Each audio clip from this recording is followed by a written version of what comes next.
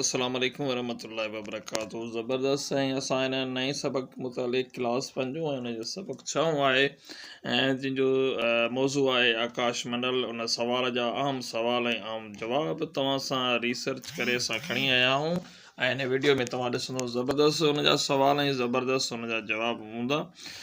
सवाल नंबर पहिरियों आहे त आकाश मंडल मां छा मुराद आहे। जवाब आहे उभ में तारनि जी टिम ऐं टिमकंदड़ तारनि जो नज़ारो। राति जे उभ ते निखटण वारे मांडराण खे आकाश मंडल चइबो आहे। सवाल नंबर ॿियों आहे त शमसी निज़ाम छा खे चइबो आहे। जवाब आहे सिज ऐं उन जी चौधारी गर्दिश कंदड़ शयुनि खे शमसी निज़ाम चइबो आहे। सवाल नंबर 3 आहे गिरह ऐं उपग्रह में फ़र्क़ु ॿुधायो। जवाब आहे गिरह सिज जी चौधारी गर्दिश कनि था ऐं उपग्रह वरी गिरह जे चौधारी गर्दिश कनि था। सवाल नंबर 4 आहे कहकशान छा खे चइजे थो।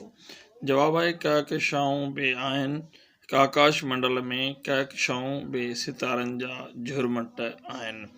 इंशाअल्लाह नए वीडियो में असां नवां सवाल ऐं नवां सबक खणी ईंदासीं, डिस्कस कंदासीं। असांजे चैनल खे कयो सब्सक्राइब, बेल नोटिफिकेशन ऑन कयो जीअं असांजा वीडियोज़ तव्हां ताईं पहुचनि।